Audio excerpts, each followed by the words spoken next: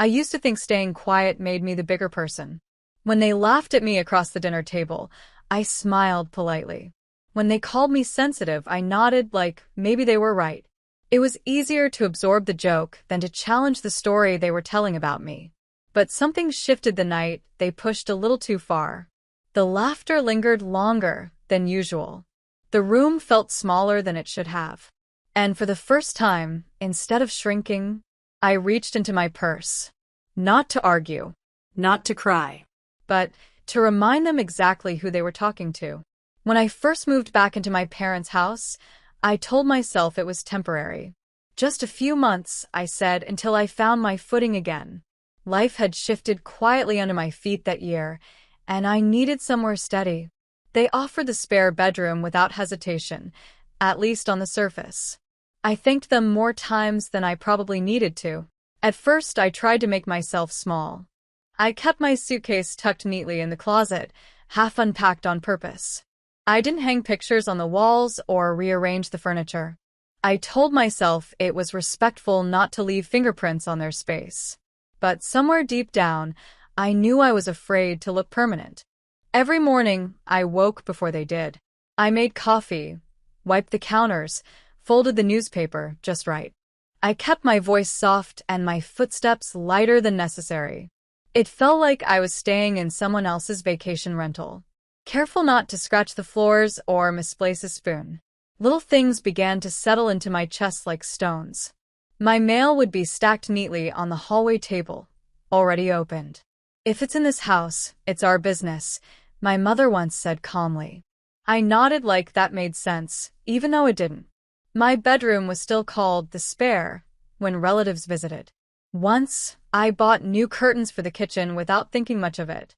They were simple, light blue, nothing dramatic or expensive. That evening my father took them down without saying a word. "These don't match the house," he said, folding them tightly. I stood there holding the receipt, feeling foolish and childish. I told myself I was overreacting. After all, it was their house. I was just passing through. That's what I kept repeating inside my head. But the feeling grew stronger each week.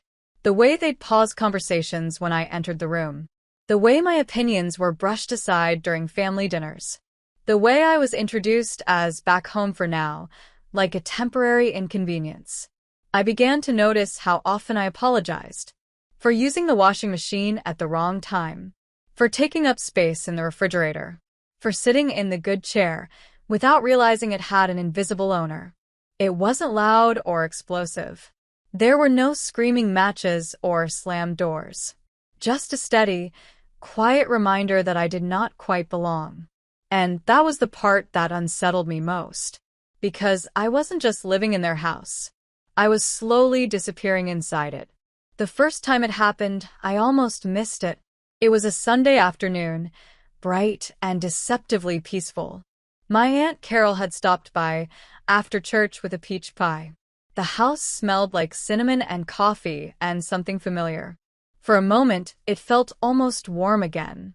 We all gathered around the dining table like we used to. My father sat at the head, unfolding his napkin with ceremony. My mother poured coffee, like she was hosting something important. I took the chair near the corner, careful not to assume anything. The conversation stayed light at first, drifting through church gossip and neighbors. I laughed in the right places and kept my shoulders relaxed. I had learned how to blend into these rooms quietly, how to exist without drawing too much attention. Then my aunt asked me a simple question. "So, how long are you staying this time?" she said gently. It wasn't cruel, just curious, maybe even concerned. But the air shifted before I could answer. My mother gave a soft little laugh. "Oh, she's figuring things out," she said lightly. My father added, "We're letting her rest up a bit." The words sounded generous on the surface, but something underneath them stung sharply. Letting me. Resting up. Like I was a guest who overstayed her welcome. I tried to answer for myself. "I'm applying for positions," I said carefully. "I've had a few interviews already." My voice came out smaller than I intended. My father leaned back and smiled. "Well, As long as she doesn't get too comfortable, he joked.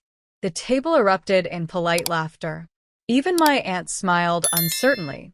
I felt heat climb slowly up my neck. It wasn't what he said exactly. It was how easily everyone accepted it, like the narrative had already been written for me. I forced a laugh to match theirs. I'm not planning to redecorate, I said lightly. The joke tasted bitter as it left my mouth. My mother added, she tried that once already. The comment was casual, almost playful, but it landed heavy in my chest. They weren't yelling or insulting me outright. They were just framing me gently into a corner, making me the dependent one, the temporary one. I noticed how they watched my reaction. Not aggressively, just curiously, as if measuring how much I would tolerate. The conversation moved on quickly after that. Someone complimented the pie, and plates were passed around. The sunlight kept streaming through the windows unchanged. Everything looked perfectly normal from the outside. But inside, something shifted quietly. I realized I wasn't just being teased. I was being positioned. Each joke drew a faint outline around me. Not quite capable. Not quite independent. Certainly not equal. I sat there finishing my slice of pie slowly, listening to them speak about me instead of to me, smiling when appropriate, nodding when expected. And for the first time, I felt it clearly. They weren't just laughing. They were establishing something. A quiet understanding in the room that this was their house, and I was simply lucky to be inside it. If someone had asked me then why I didn't speak up, I wouldn't have had a clean answer. It wasn't fear exactly, and it wasn't weakness either. It was something older, something that had been growing inside me for decades. I was raised to believe gratitude should always come before comfort. If someone gave you a roof, you didn't question the temperature inside. If someone offered help, you swallowed whatever came with it. That was the unspoken contract in our family. Growing up, we didn't argue openly about feelings. We adjusted ourselves instead. We learned which words caused tension and which ones kept peace. I became very good at choosing peace. Even as a child, I could read the room before I spoke. I knew when my father was tired before he said it. I knew when my mother's smile meant, not now. So I learned to shrink my needs quietly. When I moved back home as an adult, those instincts returned instantly. It surprised me how quickly my confidence softened around them. I had lived alone for years, paid my own bills, managed my own life. But under their roof, I felt 17 again. There's something about childhood spaces that rearrange your posture. The hallway still creaked in the same place near the stairs. The kitchen light still flickered slightly before settling. Everything looked familiar, but I felt smaller inside it. Part of me carried guilt for being there at all. I told myself I should have planned better. I should have been stronger, smarter, more prepared. I replayed my recent setbacks, like personal failures.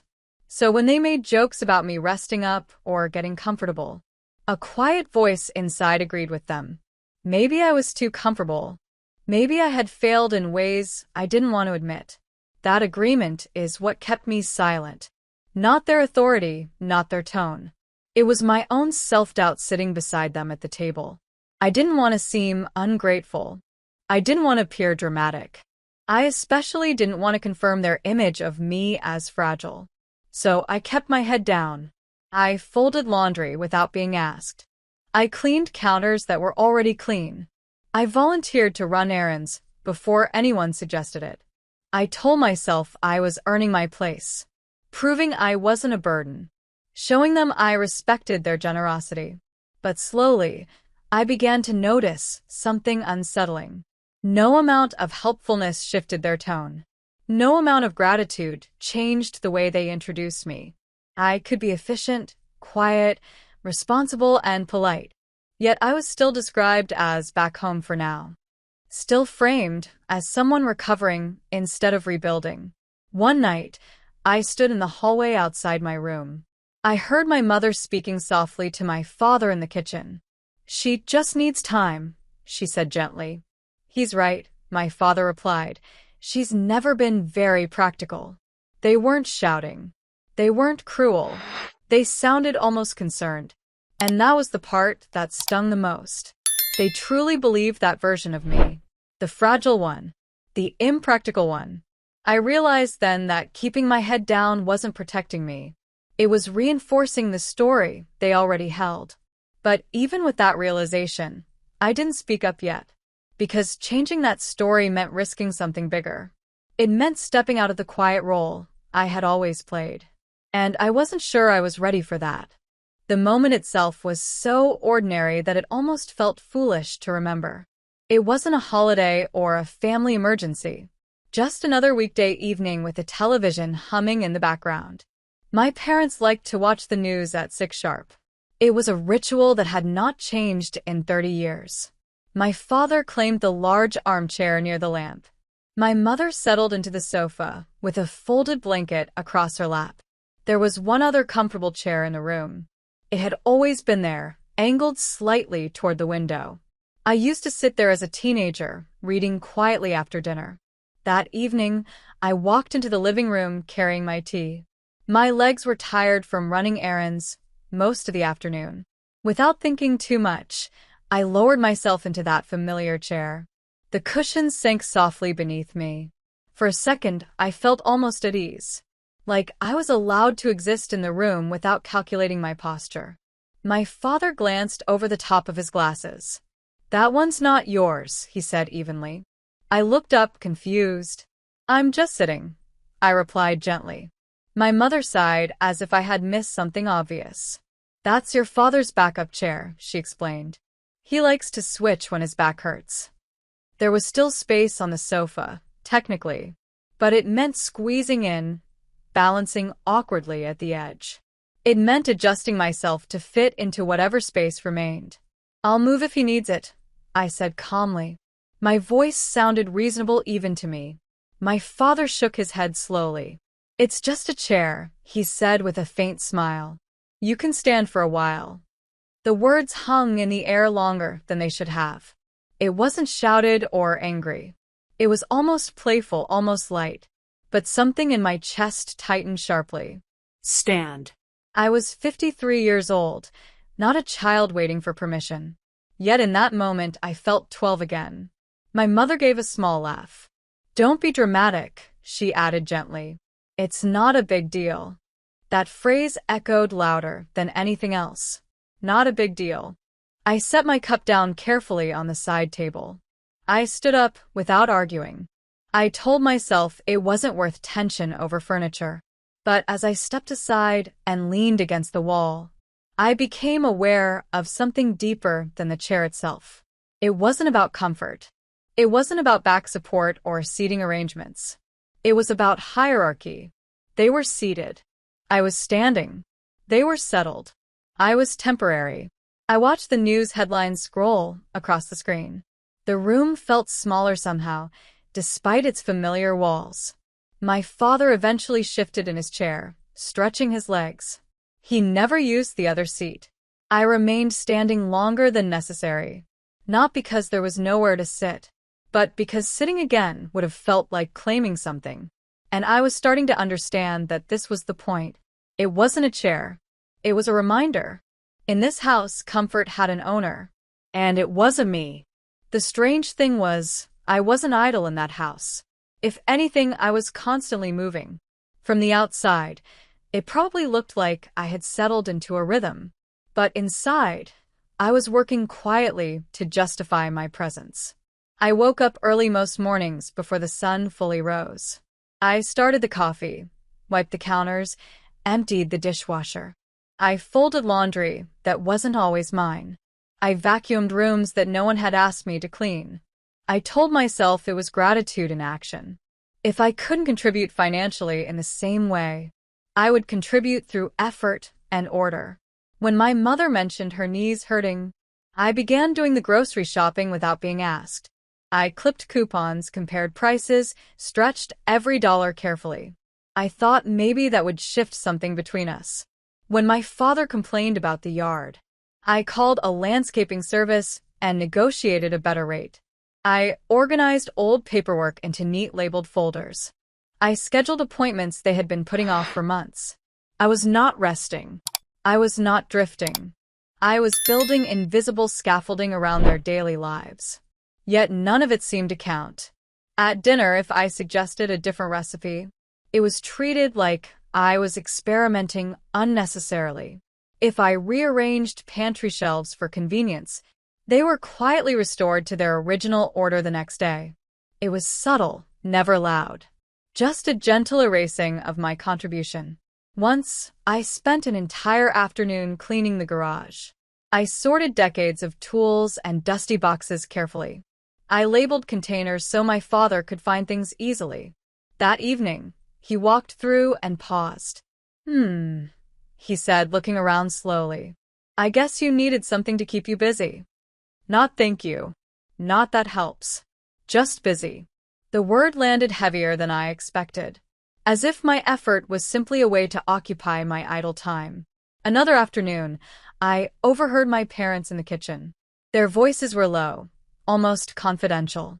She's trying, my mother said softly. She means well. My father replied, it's just different when they come back.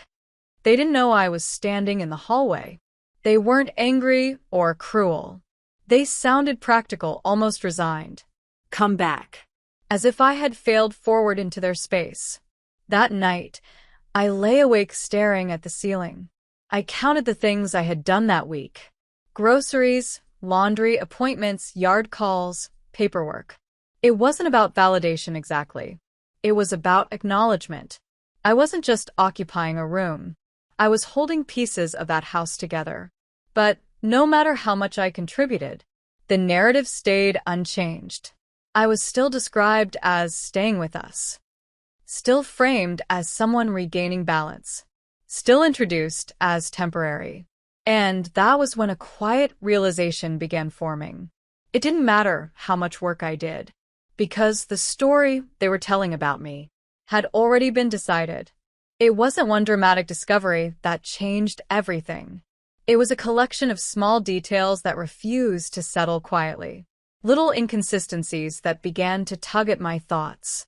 One afternoon, I was looking for a warranty document in the hallway cabinet. The file drawer had always been slightly crooked, but that day it slid open too smoothly. Inside, folders were rearranged with unusual precision. Bills stacked differently. Older paperwork pulled forward. I told myself I was imagining it. Maybe my mother had reorganized again. She liked to tidy up when anxious. Still, something felt off. A few days later, a bank statement arrived addressed to me. I found it already opened on the hallway table. The envelope had been sliced carefully along the edge. I held it in my hands longer than necessary. My name looked strangely formal against their address. At dinner that evening, my father mentioned rising utility costs. We all have to be mindful, he said casually. His eyes flicked toward me for half a second.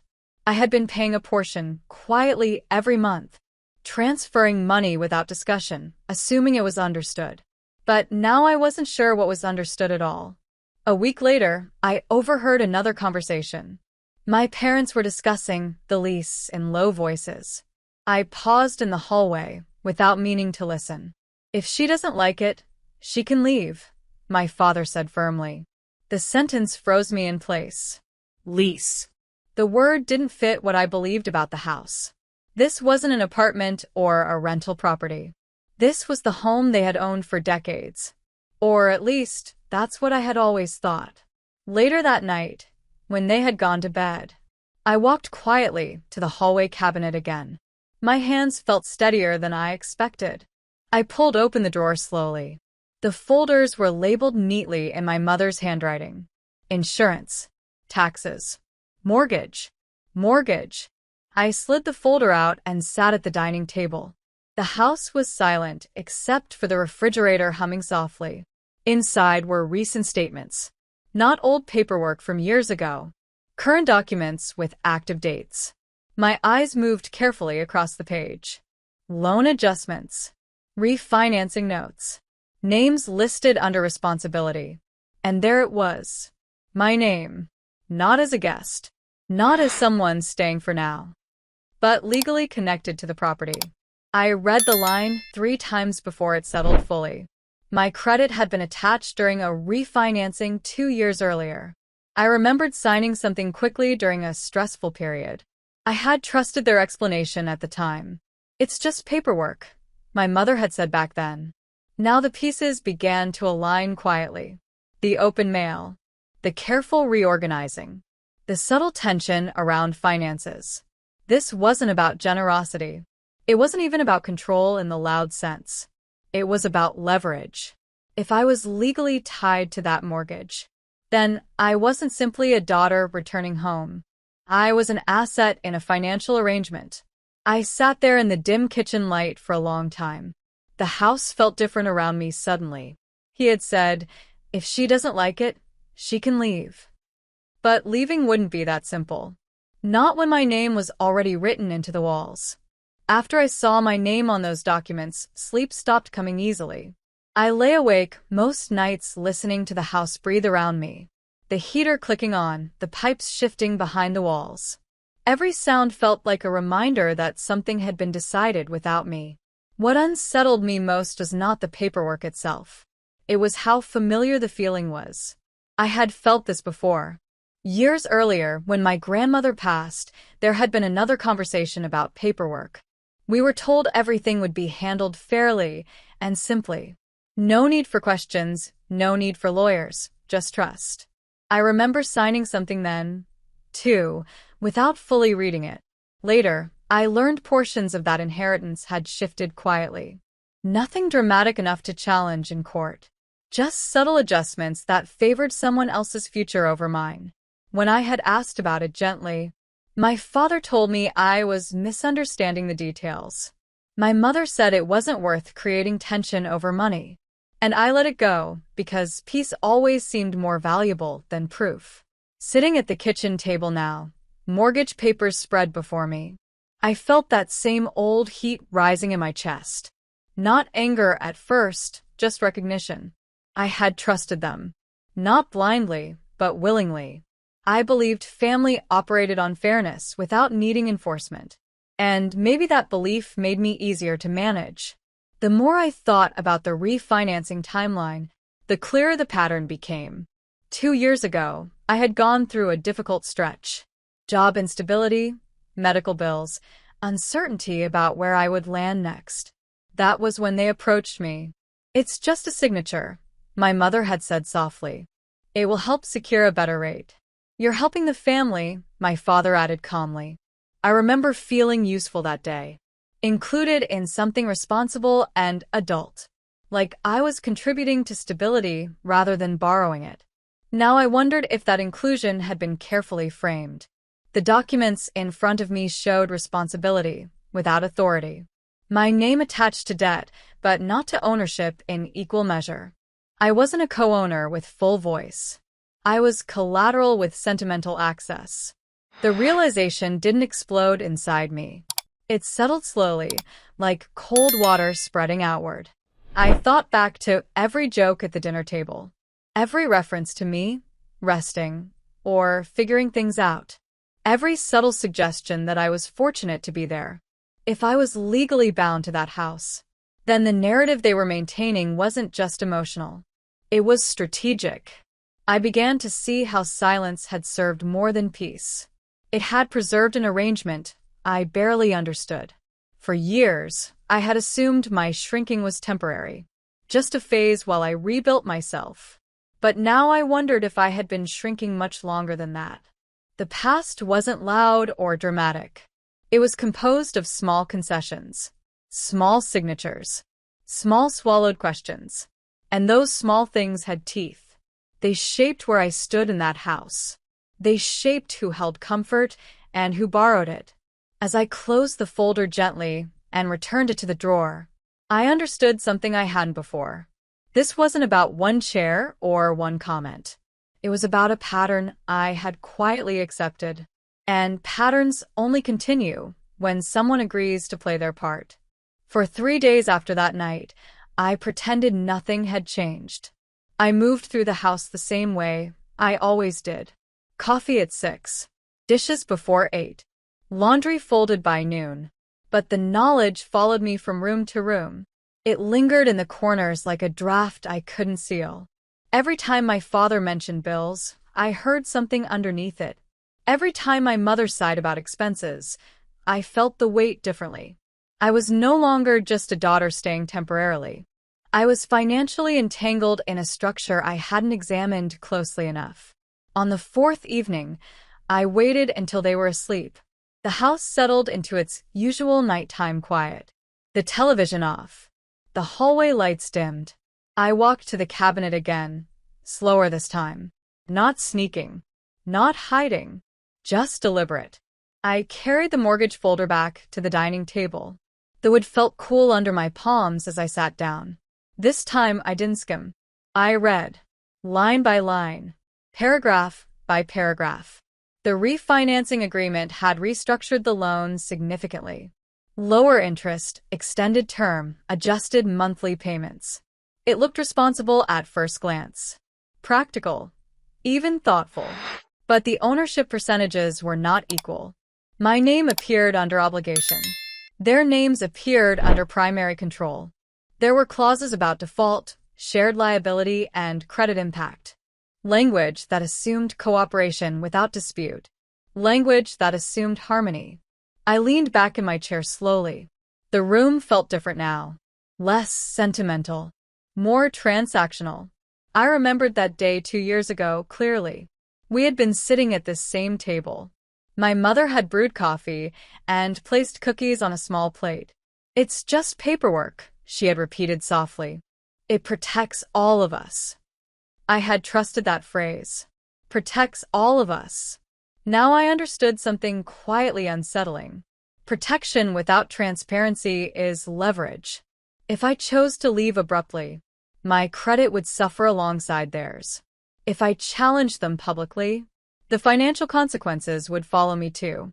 This wasn't an emotional misunderstanding. It was a structural design. I wasn't powerless, but I wasn't free either.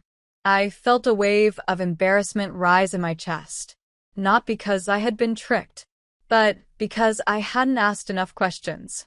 I had assumed good faith required no verification. I had equated love with clarity. The silence of the house pressed in around me. The refrigerator hummed steadily in the kitchen. A clock ticked somewhere down the hallway. I realized I had been living inside an agreement I barely understood. An agreement that allowed them to frame me as dependent while quietly tying me to their stability.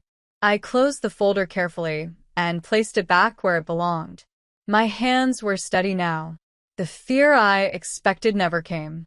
Instead, something calmer replaced it. Clarity. For the first time since moving back, I saw the situation without emotional fog.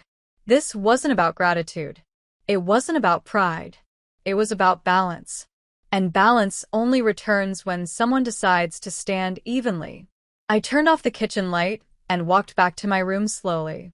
The hallway felt the same as it always had. But I didn't. For a long time, I kept everything inside my own head. Not because I enjoyed secrecy, but because I feared exaggeration. I worried that if I explained it aloud, it would sound petty, like I was creating drama over something manageable. But clarity has a way of demanding witness. A week after reading the documents, I met my friend Denise for coffee. We had known each other for over 20 years. She was not dramatic, not reactive, not easily impressed. She listened before speaking, which was exactly what I needed. We sat near the window in a quiet corner booth. The late afternoon sun filtered through the glass softly. I held my cup longer than necessary before saying anything. "I need to run something by you," I said carefully. She nodded once, waiting. I started with the small details first. The jokes at dinner. The chair in the living room. The comments about me resting.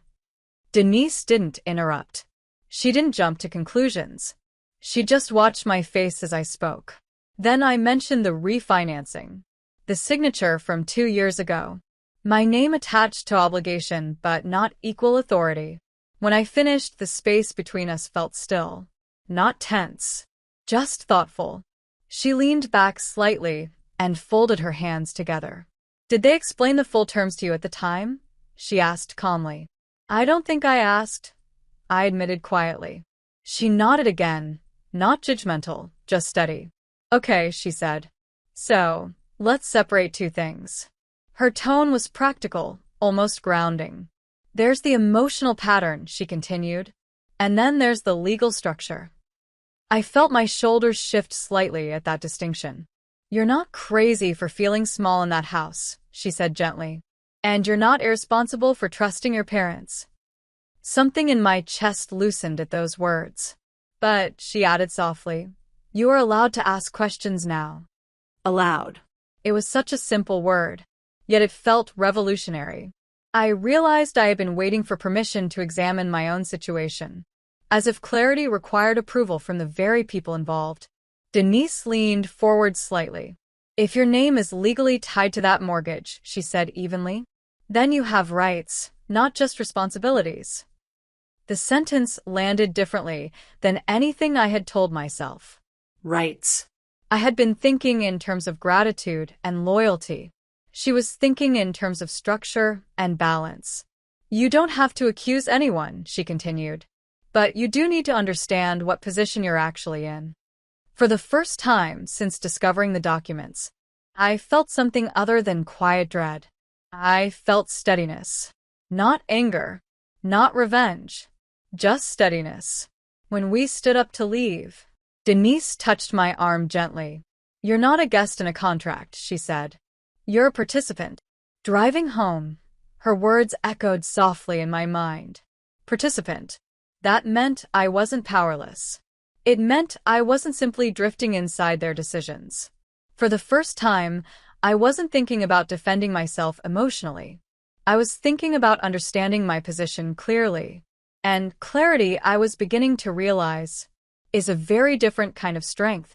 The opportunity came quietly, just like everything else in that house. My mother announced a small Sunday dinner that Thursday afternoon. Nothing elaborate, just my Aunt Carol and my cousin stopping by. It'll be nice to have everyone together, she said lightly. I nodded and offered to handle the groceries. On the surface, nothing felt unusual about it. But inside, something had shifted since my conversation with Denise. I wasn't rehearsing emotional speeches in my head anymore. I wasn't planning to defend my character or justify my presence. I was thinking about facts. All week, I moved carefully and calmly. I made copies of the refinancing documents. I highlighted sections that mention liability and ownership percentages. I placed them neatly inside a plain folder in my bedroom drawer. I did not slam doors. I did not withdraw into silence. I acted exactly as I always had. That Sunday, the house smelled like rosemary chicken and baked bread. My mother moved around the kitchen with controlled efficiency. My father adjusted the thermostat and straightened the placemats. Everything looked like a postcard version of stability. I dressed simply, nothing dramatic. Soft sweater, dark jeans, hair pulled back neatly. I didn't want to appear confrontational or theatrical. When our guests arrived, the energy felt familiar. Polite laughter, compliments about the meal, light conversation about the weather and church updates. I watched my parents closely without staring.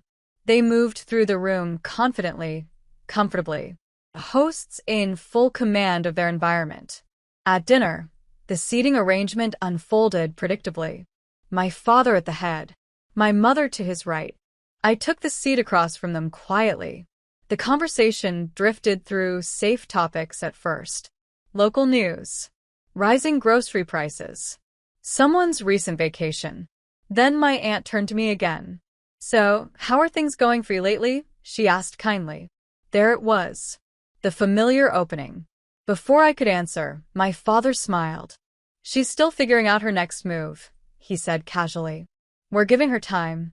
The words floated lightly across the table, almost generous. But this time, something inside me stayed steady. I didn't rush to correct him. I didn't laugh it off. I simply looked at him calmly. I've actually been reviewing some paperwork recently, I said evenly. The table quieted just slightly. Not dramatically. Just enough. My mother's fork paused midair for a brief second. Paperwork, she asked, her tone neutral. Yes, I replied gently. The refinancing documents from a couple of years ago. I kept my voice low and measured. No accusation. No edge. Just clarity. My father leaned back slightly in his chair. That was all straightforward, he said lightly. Nothing complicated there. I nodded once. I'd like to understand it fully, I said calmly. Especially since my name is attached to the mortgage. The silence that followed was not explosive. It was dense. No one raised their voice. No plates clattered to the floor. But something shifted at that table. For the first time, I wasn't responding emotionally. I wasn't defending myself as a daughter. I was speaking as someone legally involved, and I could see in their eyes that this version of me was not the one they were used to addressing. The silence at the table stretched, but it did not break. No one stormed out. No one accused anyone of betrayal. The air simply grew heavier with awareness. My aunt shifted slightly in her chair, sensing something deeper. My cousin lowered his eyes to his plate. They both understood this was no longer small talk. My father cleared his throat softly. It was just a refinance, he repeated calmly. We explained that at the time. His tone wasn't sharp. It was steady, almost rehearsed. I kept my hands folded loosely in my lap.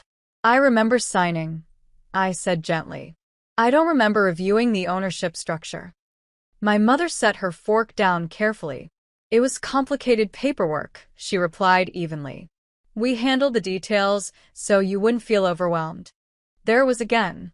Protection framed as guidance. I nodded once, not dismissively, just thoughtfully.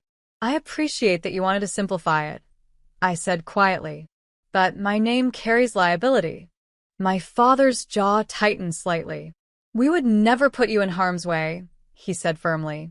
I'm not saying you intended harm, I answered calmly. I'm saying I need clarity. The difference mattered. I wasn't accusing them of cruelty. I wasn't labeling them manipulators. I was refusing confusion. My mother leaned back in her chair slowly. You're living here without paying full expenses, she said carefully. We've supported you. The sentence was delivered without anger, but it carried weight. I've been contributing monthly, I replied gently. And I'm legally tied to the mortgage. I reached into my bag beside my chair. Not dramatically. Not hurried. I placed the folder on the table between us. The sound of paper touching would felt louder than it should have. I made copies, I said softly. No one moved for a few seconds. My father looked down at the highlighted sections. My mother's eyes followed the lines slowly. Their composure shifted just slightly. You never objected before, my father said after a moment. I never understood before, I replied. That was the truth. Clean and simple. My aunt finally spoke, her voice cautious. If her name is on the loan, she said gently, then she deserves full information. No one argued with her. The conversation did not erupt into chaos. It unfolded in measured exchanges, clarifications, deflections, long pauses. I listened carefully without interrupting. I let them explain their reasoning fully. I asked direct questions when needed, not emotional ones, structural ones. What percentage of ownership do I legally hold? What happens if the loan defaults? What protections exist for me? Each question shifted the dynamic slightly. They were no longer speaking to a fragile daughter. They were speaking to someone who had read the fine print. At one point, my father sighed deeply. We didn't think you'd scrutinize it, he admitted quietly. The sentence hovered between us. Not angry, not ashamed, just honest. And in that honesty, I saw something clearly. They had grown comfortable with my silence, and I had grown tired of offering it. After my father said he didn't think I would scrutinize it, the room shifted in a way that felt irreversible. No one shouted. No one stood abruptly from the table. but the performance of normalcy thinned noticeably. My mother folded her napkin with careful precision. "That wasn't meant as an insult," she said evenly. "We simply didn't think it would worry you." I watched her hands as she spoke. They were steady, practiced, composed. But her voice carried a strain I had not heard before. "It doesn't worry me," I replied calmly. "It concerns me. There was a difference, and I wanted it heard." My father exhaled slowly through his nose. "You're making this bigger than it needs to be," he said. "It's family business." I held his gaze without raising my voice. "When my credit is attached," I said gently, "it becomes my business too." My aunt shifted again in her chair. She looked from me to my parents carefully. No one rushed to fill the silence. For years, I had been the one smoothing over pauses, changing topics, offering humor, shrinking discomfort before it could bloom. This time, I let the silence exist. My mother finally leaned forward slightly. "We helped you when you needed stability," she said softly. "And we assumed you trusted us." "I did trust you," I answered. "That's why I signed." The truth landed heavier than accusation ever could. My father's expression changed subtly. Not anger. Not exactly regret. Something closer to realization. "We were protecting the house," he said after a moment. "We couldn't risk losing it." The statement was honest in its own way. Protecting the house. "And tying me to it protected you," I said carefully. Neither of them denied that. The masks didn't fall dramatically. They loosened. I began to see what had been driving them quietly. Fear of aging. Fear of instability. Fear of losing control over the one asset they valued most. And in that fear, they had reached for the nearest safety net. Me. It wasn't malicious. It wasn't a calculated scheme drawn in darkness. It was pragmatic and self-preserving. But that didn't make it harmless. My cousin cleared his throat softly. "So what happens now?" he asked. It was the first forward-looking question anyone had asked all evening. I folded my hands on the table again. "Now we clarify everything," I said steadily. "Ownership percentages. Exit options. Protections for all of us." My mother looked tired suddenly. Not defensive. Just older. "We never meant to make you feel small," she said quietly. I believed her. But intent and impact are not the same. "I know," I replied softly, "but I have felt small." The admission did not shatter the room. It settled into it. For the first time in years, we were not speaking in coded language or polite humor. We were speaking plainly. And plain truth has a way of changing power without raising voices. If this story felt familiar in any way, you're not alone. Share your experience in the comments, or simply let us know where you're watching from. Sometimes the quietest stories are the ones that deserve to be heard the most.